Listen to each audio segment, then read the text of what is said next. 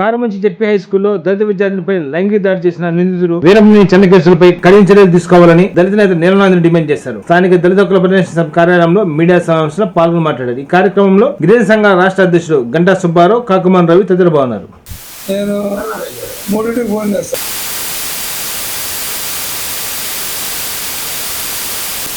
అంత డైవర్టెడ్.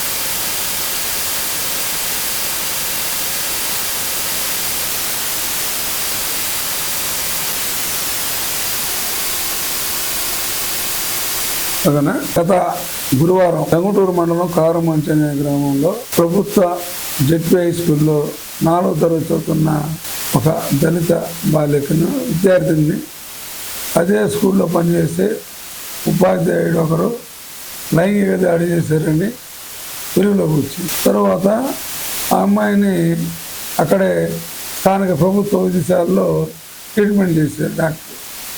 ఆయన లైంగిక దాడి జరిగిందని నిర్ధారించారు. తర్వాత ఆ అమ్మాయిని హడావుడిగా పోలీసులు, అంటే ఆ అమ్మాయి అక్కడ ఉండే సంఘాలు కానీ పార్టీలు కానీ వెళ్ళి మీడియా కానీ పరామర్శించి వాస్తవాలు వెళ్ళకి వస్తాయని ఆ కేసుని అత్యాచార ఘటనని మాఫీ చేయడం కోసమే అన్నట్టు ఒంగోలు రిమ్స్ హాస్పిటల్ని సఖీ కేంద్రాన్ని తరలించారు.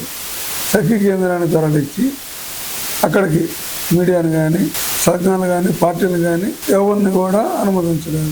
ఈ ఘటన మీద ఒంగోలు డిఎస్పీ రాయపాటి శ్రీనివాసరావు, అదేవిధంగా చెగిరాకొండ సి అగ్రత్తయ్య, టంగుటూరు ఎస్ఐ నాగమల్లేశ్వరరావులు విచారణ చేపట్టారు. దాని మీద మేము శనివారం రోజు విచారణ చేపట్టారు. కానీ వాళ్ళు ప్రాథమికంగా వాళ్ళ తల్లి ఫిర్యాదు చేసింది. కానీ కేసు నమోదు చేయకుండానే వీళ్ళు పోలీసు వాళ్ళు విచారణ చేపట్టారు.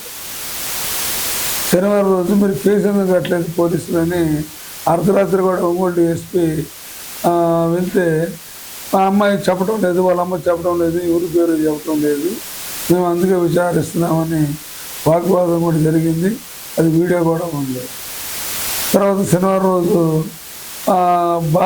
ఆ విద్యార్థిని బంధువైన వరిపూట అశోక్ బాబు వైఎస్ఆర్ పార్టీ, అదేవిధంగా మాదాసు వెంకయ్య వైఎస్ఆర్ పార్టీ, అదేవిధంగా మాజీ మంత్రి ఆదిమూడి సురేష్, మేము అక్కడ సఖీ కేంద్రం వద్ద ఆందోళన చేసాము. పరామర్శిస్తామంటే చేయకూడదు అన్నారు కేసులో ఉన్న అమ్మాయిని, మహేంద్రని. తర్వాత తల్లితో మాట్లాడుతామని మమ్మల్ని అనుమతించలేదు, బయట తండ్రిని లోపలికి పంపించలేదు. అది పెద్ద హైడ్రామా 4 గంటలు జరిగింది. మీడియాను కూడా ఒక రకంగా దూరంగా వెళ్ళిపోమని రక్షణ శాఖలాగా ఆదేశాలు ఇచ్చారు పోలీసు అధికారులు. మా ఆందోళన తర్వాత తల్లిని పిలిపించి కొంతమందితో మాట్లాడించడం జరిగింది. తర్వాత ఈ ఘటన మీద జిల్లా కలెక్టర్ తమీమ్ అన్సారియా విచారణకు ఆదేశించింది. ఆమె స్వయంగా వచ్చి బాలికతో మాట్లాడింది. అదేవిధంగా డిఈఓ, ఐసిడిఎస్ అధికారులు కూడా వచ్చి మాట్లాడి విచారించారు. దాన్ని పోలీసులు ఈ అమ్మాయి, వీళ్ళ ఫ్రెండ్ ఇంకొక అమ్మాయి పెన్సిల్తో ఇంకొక అమ్మాయి కూర్చింది. ముందు ఒక అబ్బాయి అన్నారు, అబ్బాయిది కేసు కట్టాల్సి వచ్చిందని మరలా అమ్మాయి కూడా అమ్మాయి ఆడుకుంటా పెన్సిల్తో ఆ పార్ట్లో మర్మస్థానంలో వచ్చింది, అందువల్ల రక్తస్రావం అయిందని చెప్పి కాకి కట్టు కదా అల్లేరు. అది వాస్తవం తెలిసింది. అదేవిధంగా తర్వాత ఒక దళిత ఉపాధ్యాయుడిని పేరు బయటకు తీసుకొచ్చారు. అయినా మేము ఈ హేమైన నేరం ఎవరైనా మేము కూడా అతన్ని అరెస్ట్ చేయాలని డిమాండ్ చేసాము. కానీ పోలీసు అధికారులు చైనా కోటలాగా అడుగడుగున అడ్డుపడి పడ్డారు. ఏంటంటే తీరా చూస్తే ముద్దాయి అదే స్కూల్లో పనిచేసే వీరపనైన చెన్నకేశ్వరులని తెలుగు ఉపాధ్యాయుడని తేలింది. రాత్రి అరెస్ట్ చేశారు. ఫోక్సో మేము ఆందోళన చేసిన తర్వాత శనివారం crime number 254/24 POCSO act section 23 ప్రకారం కేసు నమోదు చేశారు.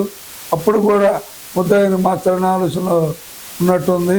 అంటే దీని కింద కారణం తెలుగుదేశం పార్టీ అధికారంలో వచ్చింది కాబట్టి, అంటే ఎస్సీల మీద నేరాలు ఎక్కువ జరగలేదంటాం, బాలికల మీద అత్యాచారాలు జరగలేదని చెప్పడంలో ప్రభుత్వ ఉద్దేశం ఉండొచ్చు. కానీ ఇక్కడ సింగరాకొండ సిఐ టంగుటూరి సాయికి తమ కులానికి చెందిన ముద్దాయని తెలిసి కూడా వాళ్ళు ఉద్దేశపూర్వకంగా ఈ కేసుని తప్పుదారి పట్టించడానికి ప్రయత్నించారు. అదేవిధంగా ఈ కేసులో ఈ దళితుల ఆందోళన అమ్మాయి గుర్తుపడితే అరెస్ట్ చేసిన ప్రకటించారు. ఇంకా కోర్టులో ప్రవేశపెట్టలేదు. మేమనేది ఏంటంటే తాలూకా ఈ కేసులో అమ్మాయి దళిత బాలిక కాబట్టి పోక్సో యాక్ట్ వేశారు కాబట్టి SC/ST యాక్ట్ సెక్షన్ 3 to 5 ప్రకారం అతన్ని అరెస్టు ఆర్డర్ మెమో వేయాలి కోర్టులో. అదేవిధంగా మీడియా ముందు కూడా నిందితుడిని ప్రవేశపెట్టాలి అని మేము డిమాండ్ చేస్తున్నాం. 2018లో మనకి ఒంగోలులోనే 2 టౌన్ పోలీస్ స్టేషన్లో ఒక క్రైస్తవ జోసఫ్ అనే పాస్టర్ గారు ఆడ అనాథ ఆశ్రమంలో స్కూల్ ఉంటే ఆ స్కూల్లో పిల్లల్ని లైంగిక దాడి జరిగిందంటే పెద్ద ఎత్తున గవర్నమెంట్ నుంచి అధికారులు వచ్చి JSUWS మరియు WCS వారు వచ్చి విచారణ జరిపి కేసు కట్టారు. అతను క్రిస్టియన్ అయినా కానీ SC/ST యాక్ట్ చేశారు. ఎందుకంటే SC కులాలకు చెందిన వారు BCC క్రిస్టియన్ మతం తీసుకుంటే వాళ్ళ మీద కూడా SC/ST యాక్ట్ చేయొచ్చు. కాబట్టి 2018లో time number 122/2018 Podavatagunti Joseph versus 2018 Ongole 2 టౌన్లో కేసు నమోదైంది. ఈ కేసులో ఇమ్మీడియట్గా అరెస్ట్ చేశారు. పెద్ద ఆయన జైలుకి పంపించారు. SC/ST యాక్ట్ చేశారు. విచారణ జరిగినాయి కానీ ఈ కేసులో నిందితుని కూడా అరెస్ట్ చూపించలేదు. కాబట్టి మీడియా ముందు నిందితుని ప్రవేశపెట్టాలి.